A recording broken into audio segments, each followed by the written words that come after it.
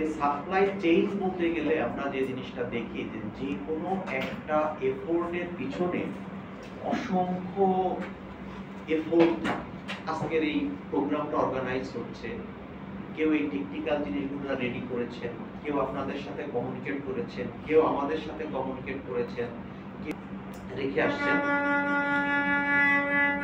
তো আমরা এই জিনিসটা পিছনে আরো অসংখ্য এন্টিটির অনেক কন্ট্রিবিউশন থাকে, অসংখ্য পার্টি এর সাথে জড়িত থাকে। তো এই কেউ এটাকে ফার্ম থেকে কালেক্ট করে, কেউ ডুমুরিয়ান থেকে ভ্যানে করে সোনাডাঙ্গা নিয়ে আসছে, কেউ এই সোনাডাঙ্গা থেকে ট্রাকে নামায় অন্য একজন মিডিল ম্যানের কাছে দিয়েছে, কেউ তারপরে সেটাকে সেখান থেকে কিনে ভ্যানে করে নিয়ে বিক্রি করে, আমরা এটাকে প্রসেস করে কনজিউম করি।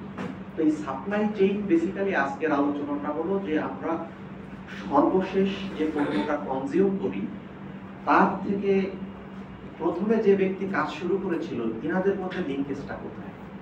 তো এইটাই হলো আসলে সাপ্লাই চেইনের মূল আলোচনা। তো আপনাদের কন্টেন্টটা হয়তো হাতে আছে, তার আগে অল্প একটু আজকে আমরা মোটামুটি এই জিনিসগুলো আলোচনা করবো। একটু মূলত যে গ্রাহকের চাহিদা কি, এই সাপ্লাই চেইন কিভাবে মেইনটেইন করা হয়, পণ্য উৎপাদন, চাহিদা যোগান কিভাবে আমরা ম্যানেজ করব এবং ব্যবস্থাপনা।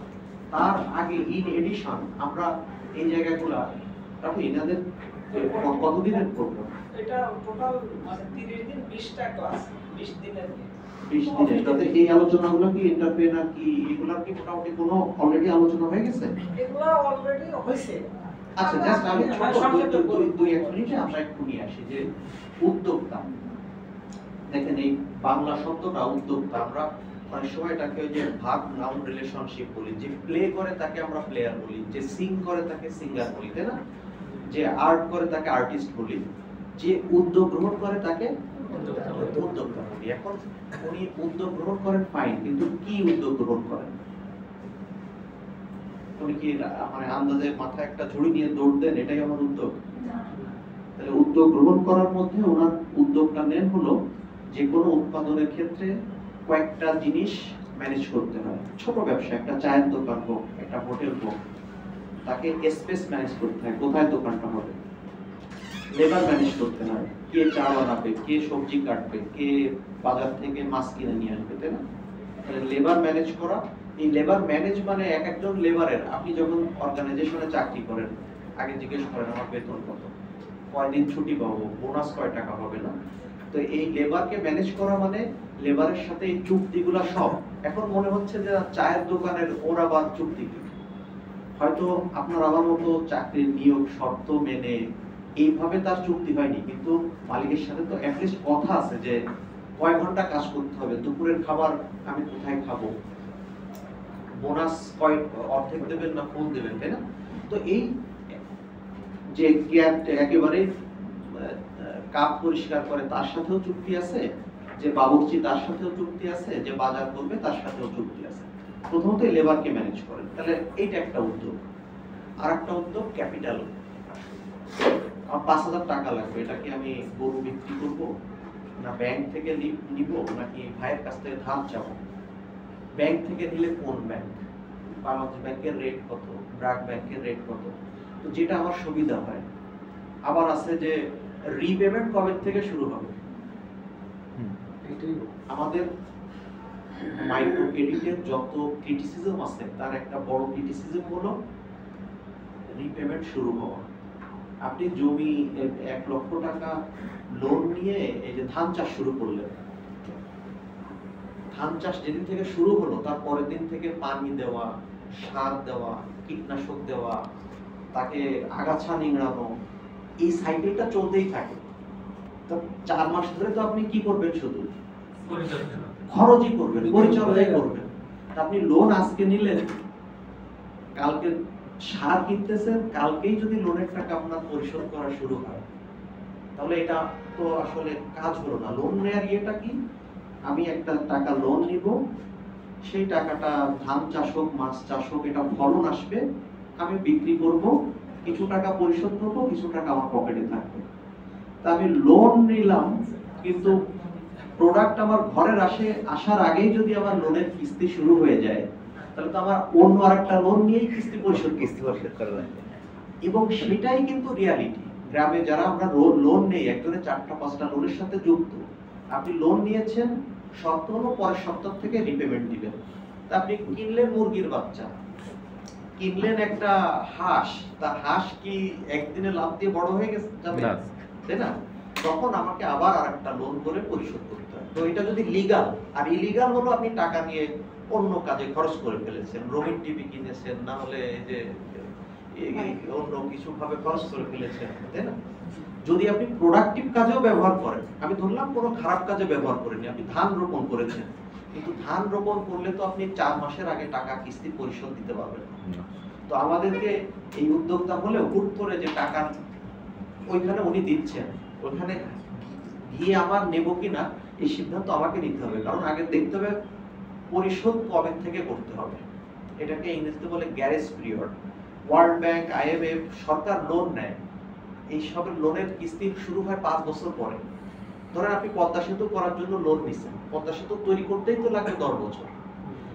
এখন আমরা প্রতিদিন 1 কোটি 1.5 কোটি টাকা কি পাই? টোল পাই। কিন্তু ওই যেদিন থেকে আমরা ধরেন কোনো একজনের কাছ থেকে লোন নিলাম, তার পরের দিনই যদি আপনার ইট বালু গাঁথা শুরু করছে, লোনের টাকা পরিশোধ করতে হবে, তাহলে তো বালু বিক্রি করেই টাকা পরিশোধ করতে হবে, তাই না? সো এই উদ্যোগটা আমার নিজের ব্যাপার। আমি কোন সোর্স থেকে টাকা থাকলেই সেখান থেকে আমরা অনেক সময় মনে করি এটা তো ইজি, কিন্তু ইজি নেওয়ার ক্ষেত্রে ইজি, পরিশোধ করাটা আপনার জন্য আমার জন্য ইজি কিনা এটা আমাদের আসলে চেক করে দেখতে হবে। এটা বাদে আরো কিছু রিসোর্সেস, আমরা চেয়ার, টেবিল, কাঠ, কেটলি, দাড়িপাল্লা যা যা লাগে এগুলা ম্যানেজ করা, সেগুলা একটা রিস্ক। আর একটা হলো ঝুঁকি বহন করা, রিস্ক নেওয়া। কিসের ঝুঁকি? ব্যবসায়ের মধ্যে লাভ লস। এটা বাদে আর কোনো ঝুঁকি আছে? কি আছে? মাল যদি নষ্ট হয়ে যায় সেটা ফেরত নেওয়া, প্রাকৃতিক দুর্যোগ, মাল নষ্ট হয়ে যাওয়া, আর অগ্নিকাণ্ড, হ্যাঁ অগ্নিকাণ্ড, অগ্নিকাণ্ড, চুরি, ভূমিধস, যে কোনো প্রাকৃতিক বিপর্যয়, মাল বিক্রি না হওয়া, তাই না? হঠাৎ চাহিদা কমে যাওয়া। আপনি ব্রয়লার মুরগি চাষ করেছেন, কালকে শুনলেন বার্ড ফ্লু, কেউ খাচ্ছে না, 100 টাকা কেজি, 50 টাকা কেজি, তবুও সিকিউরিটির জন্য কেউ খাচ্ছে না। হিট স্ট্রোক, মুরগি মারা যাচ্ছে। চিংড়ি মাছ করেছেন, ভাইরাস, গরুতে হঠাৎ করে কোনো রোগ, আগুন লাগা। এইটা বাদে আমাদের আরো কিছু আনসার্টেনিটি আছে, চাঁদাবাজ, রোড অ্যাক্সিডেন্ট, ইচ্ছা করে, আরো টিভিতে দেখি না, গাছ কেটে দিল, পুকুরে বিষ প্রয়োগ করলো, অসংখ্য রকম। তো এর আমরা আশা করি না যে কোনোটা ঘটুক, কিন্তু প্রতিদিন, কালকে নেত্রকোনায়, আজকে যশোরে, পরশুদিন দিনাজপুরে আমরা নিউজে দেখি কোনো না কোনো কিছু ঘটছে। আর ন্যাচারাল কোনো কারণে অনেক সময় ফসল খারাপ হয়, কীটনাশক লাগে। তো এই ঝুঁকিগুলো একজন উদ্যোক্তা গ্রহণ করেন, এবং তার রিটার্নটা কখন হয়? সবাইকে বিক্রি করে, আপনি লোন নিছেন, পরিশোধ করবেন, লেবার নিছেন, ভাড়া দিবেন, মজুরি দিবেন, সবাইকে দেওয়ার পরে যদি 2 টাকা থাকে, তাহলে সেটা সেই উদ্যোক্তার থাকে। তাহলে তার রিটার্নটা ফিক্সড না। আমি যারা চাকরি করি, আমার মাসে 20,000 টাকা ফিক্সড, কোম্পানি খারাপ করলেও আমাকে এই কয় টাকা বেতন দিবে। কিন্তু উদ্যোক্তার ক্ষেত্রে কি হয়? তার রিটার্নটা ফিক্সড না। সো আমি একটা অনিশ্চিত এর মধ্যে, যেমন তো সংসার চালাতে 10,000 টাকা লাগবে, সেই টাকাটাও তো আমার কি না, গ্যারান্টেড না। সুতরাং সেই বিষয়ে একটা রিস্ক থাকে। এজন্য এটাকে বলা হয় যে একজন এমপ্লয়ি থাকে, ওনার ইয়েগুলো আলাদা, তার স্যালারিটা কি না, ফিক্সড, এবং যদিও ফিক্স না, তার সে এত ঝুঁকি কেন নেয়? কারণ তার প্রফিট আর্ন করাটা একটা অবজেক্টিভ থাকে, সে ইয়ে পায়।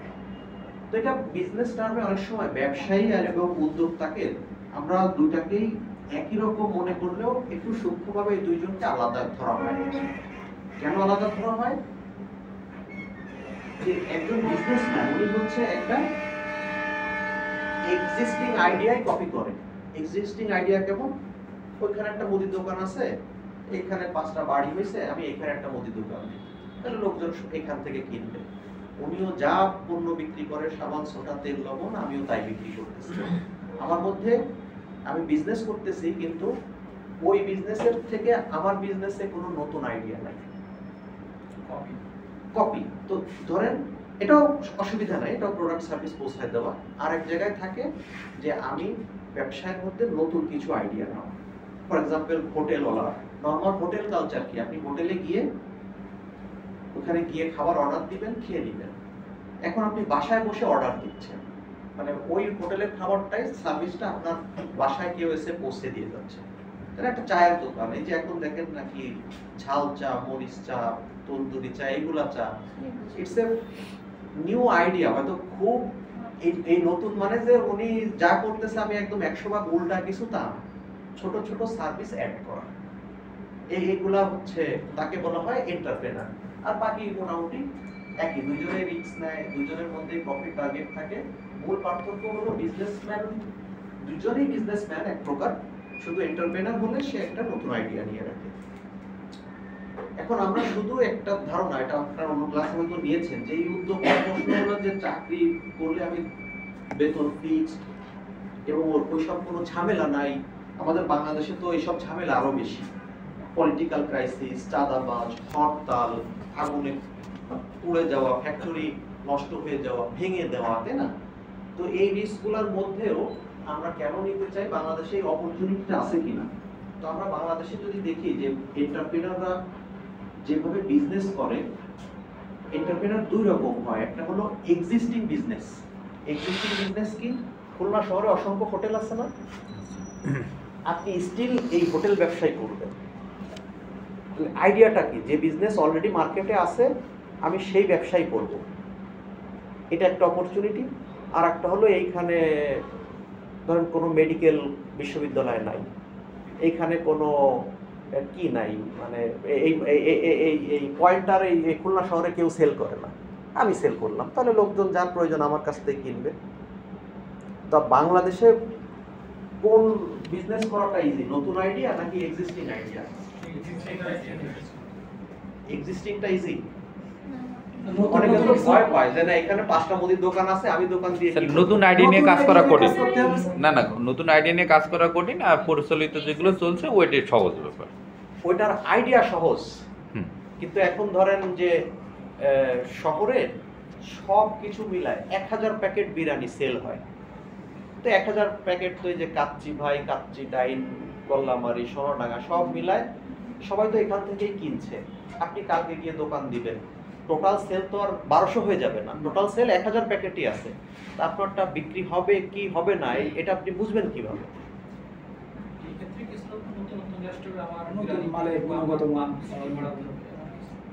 হ্যাঁ, আমাদের আজকের ছোট একটু আলোচনা এখন সেটা নিয়ে, যে বাংলাদেশে অলরেডি বিভিন্ন বিজনেসম্যান আছে, স্টিল সেই বিজনেসে আমি নতুনটায় যাচ্ছি না, সেই বিজনেসে আমার বিজনেস করার অপরচুনিটি আছে কিনা। তার আমরা বাংলাদেশের একটা একটু চিত্র দেখি। চিত্র হলো এক্সিস্টিং ব্যবসায়ী যারা এন্টারপ্রেনার, তারা কি করাপ্ট কিনা, তারা ইচ্ছা করে প্রাইস হাইক করে কিনা, তারা এনভায়রনমেন্টকে পলিউট করে কিনা, তারা ভেজাল পণ্য বিক্রি করে কিনা। তো এটা যদি আমাদের বাংলাদেশের অনেক, যেহেতু আমরা সবাই কম বেশি জানি, এই যে খাদ্যের ভেজাল, রং করা, এই যে মাছের ফ্রুটের মধ্যে সিরিঞ্জ দেওয়া, তরমুজকে ইচ্ছা করে লাল বানানো, কলা কখনো দেখেছেন যে আপনি গ্রামে বা অনেকের হয়তো সাথে হয়তো আছে, ধারণা আছে, একটা কাঠির কলা একসাথে বাড়িতে কখনো পাকা দেখেছেন? কখনো। কিন্তু দোকানে তো দেখি যে একসাথে পাকা। এটার অর্থ হলো ওটাকে মেডিসিন দিয়ে পাকা। ন্যাচারালি কখনো একটা ফ্রুট, কখনো বেল, কখনো গাছে হলুদ হওয়া আমি দেখি, কলা পুরাপুরি একসাথে এত পেকে যাওয়া দেখি। অনেকে এখন কিন্তু চেষ্টা করেন যে গ্রামে গিয়ে বা ওখান থেকে, শহরে অনেকে কেউ বিক্রি করে, দাম বেশি তবুও সে কিনে খেতে চায়। তাহলে এই ফ্রুট ভেজাল কালচারটা শুধু ফ্রুটে না, মাছে, অন্য পণ্যে ওজন কম দেওয়া, ডেট এক্সপায়ারি পণ্য বিক্রি করা, তাই না? তো এই যে ইভেন রমাদানের সময় আমরা দেখি যে it's a Muslim majority country, আমরা 88% মুসলিম দেশ, ব্যবসায়ীদের ধরলাম 88%, কিন্তু সম্ভবত রিসেন্ট রমজান বাদে তেল, ছোলা, চিনি, বেসন, পেঁয়াজ, খিরাই, লেবু, কলা, শসা, এর কোনোটা রমজান মাসে দাম 10%, 15%, 20% বাড়েনি।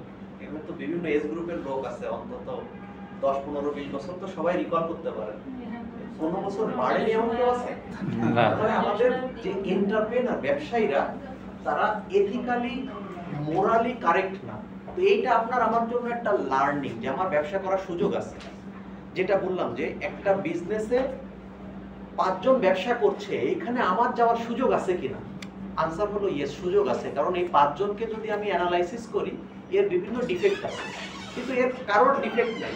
আপনি হোটেলে খাবার নিয়ে সন্তুষ্ট, মান নিয়ে সন্তুষ্ট, দাম নিয়ে সন্তুষ্ট, তাহলে আপনি কি অন্য জায়গায় আর যাবেন না? এই বিজনেসে আমার আর এন্ট্রি করার তেমন সুযোগ নেই। জন্য কম্পিটিটরকে স্ক্যান করা, যে খাবার সেল করছে এর খাবারের লোকজন খুশি কিনা, আপনি খুশি কিনা, আপনি তো জানেন, তাই না? আপনিও কনজিউমার। তাহলে আপনি এর প্রাইস, বিহেভিয়ার, খাবারের কোয়ালিটি, লোকেশন, এই সব কিছু যদি মিলে সন্তুষ্ট থাকেন, তাহলে মনে করতে হবে এখানে আমার আর ব্যবসা করার সুযোগ নেই। কিন্তু আমরা এই যে অসংখ্য উদাহরণ দেখি, এই অসংখ্য উদাহরণ, এই এন্টারপ্রেনার তাদের কোনো মোরাল অব্লিগেশন নাই, তারা পরিবেশ দূষণ করে, তাদের এই যে হোল্ড করে, মজুত করে রাখা। কোভিডের সময় সয়াবিন তেল, তাই না? পুকুরের মধ্যে খাটের নিচে সয়াবিন তেল, এখন চাল পাওয়া যায় না। দেন এই যে মুরগির দাম, বিভিন্ন প্রোডাক্টের দাম ইচ্ছা করে বাড়ায় ফেলে। দেন হচ্ছে যে ম্যান মেড ফ্যাক্টর, ইচ্ছা করে মজুত ক্রিয়েট করা। সো এই জিনিসগুলোর মধ্যে আমরা দেখি, আপনি অ্যাজ এ কনজিউমার, আমি আগে ব্যবসায়ী না, আমি আগে নিজেকে একজন ক্রেতা, ভোক্তা হিসাবে দেখি। আমি ভোক্তা হিসাবে চাল, ডাল, তেল, লবণ, শাকসবজি, মাছ, মাংস, ফ্রুট, এই সবের সাথে আমি সন্তুষ্ট কিনা? আপনি ফ্রেশ ভেজিটেবলটা পাচ্ছেন কিনা? আপনি এখন, আগে মানুষ না খেয়ে মারা যেত, এখন ওই রকম না খেয়ে মারা যাওয়ার পপুলেশন কম। আমাদের খাদ্যে স্বয়ংসম্পূর্ণ, ভেজিটেবল, এই যে পাঙ্গাস মাছ, তেলাপিয়া, সবজি ব্যাপক আকারে চাষ হয়, হাইব্রিড ফসল হয়। আগে বিঘায় 4 মণ 5 মণ ধান হতো, এখন 20 মণ হয়। সো এইসব বিবেচনা করে আমরা দেখি খাদ্যে মোটামুটি মানুষ খেতে পারে, কিন্তু সন্ধ্যার সময় ওষুধের দোকানে ভিড় কেমন? অনেকে লবিং করে যে আমার পরিচিত থাকলে আমাকে দ্রুত ওষুধ দিবে। দ্যাট মিনস আমি ফুড খাচ্ছি, কিন্তু সেই ফুড আমাকে সুস্থ রাখতে পারছে না। তো এই সব কিছু হলো আমাকে সিগন্যাল দেয় যে আমাদের এন্টারপ্রেনার বা আমাদের যে প্রোডাক্ট আমরা কনজিউম করি, এই প্রোডাক্টের মধ্যে ডিফেক্ট আছে। কাউকে যদি বলা হয় যে এই কলাটা কোনো মেডিসিন দেওয়া নাই, শহরে অনেক দোকান আছে নিরালায় 16 টাকায়, দেখবেন এর দাম প্রায় বেশি, 10% বেশি, ডাবল। তবুও কিছু মানুষ যখন সে নিশ্চিত হচ্ছে যে না, এই ব্যক্তি ঠিকই ডুমুরিয়া থেকে নিয়ে আসছে, এখানে কোনো ভেজাল নাই, সে নিজে একটা পণ্যের দাম 5 টাকা বেশি দিতে রেডি আছে। সো এইটা আমাদের জন্য মেসেজ যে আমাদের এন্টারপ্রেনার হওয়ার সুযোগ আছে কিনা? অবশ্যই সুযোগ আছে। কারণ কনজিউমার খাচ্ছে, আমি কি না খেয়ে থাকবো? সবজিতে আমি জানি যে এখানে ভেজাল আছে, এখানে রাসায়নিক সার দেওয়া, এটা স্প্রে দেওয়া, আমি জানার পরেও কি আমার কনজাম্পশন থেকে আমি বিরত থাকতেছি? না। তাহলে কিন্তু আপনার যেহেতু এক্সপেকটেশন আছে আমি একটা ফ্রেশ জিনিস খেতে চাই, অন্য আরেকজন এন্টারপ্রেনারেরও সেম এক্সপেকটেশনই আছে যে আমি ফ্রেশ জিনিস খেতে চাই। So we have a lot of entrepreneurial opportunity. আমাদের দেশে 8-9 কোটি লোক কাজ করে, তার মধ্যে সরকারিভাবে 20 লাখ লোক কাজ করে, বাকি 7 কোটি, 7.5 কোটি, 8 কোটি লোক প্রাইভেট সেক্টরেই কাজ করে। মানুষের মধ্যে এটা এখন খুব ভালো ধারণা যে আগে জব, ইনকামের সোর্স বলতে সিকিউরড ইনকাম, সরকারি জব, এইটার উপরে এখনো অনেক লোক ডিপেন্ডেন্ট। ইউনিভার্সিটিতে পাশ করে 5 বছর বসে থাকে জবের জন্য, কিন্তু একটা অনলাইন বিজনেস, একটা সাপ্লাই চেইনের কোনো জায়গায় ম্যানেজ করা, কৃষি পণ্য দ্রুত শহরে নিয়ে এসে, এখন দেখেন না আম, ভার্সিটির ছেলেরা আম বিক্রি করতেছে রাজশাহী থেকে, থেকে অনলাইনে। সো এটার অ্যাকসেপ্টেন্স কিছু বাড়ছে, এটা নাথিং রং। ইভেন বিজনেস তো বিভিন্ন রিলিজিয়নে, ইসলাম বা অন্য রিলিজিয়নে ইটস একটা এলিট জব। বিজনেস করাটাকে আরো প্রায়োরিটাইজ করা হয়, এখানে মানুষকে কন্ট্রিবিউট করার সুযোগ আছে। সো আমাদের এই উদাহরণ থেকে আমরা প্রথমে দেখলাম আমাদের এন্টারপ্রেনার হওয়ার বাংলাদেশের মার্কেটে অন্তত কি আছে, এনাফ অপরচুনিটি আছে। এখন আমরা আসি যে আমাদের এই যে সাপ্লাই চেইন, ধরলাম আমরা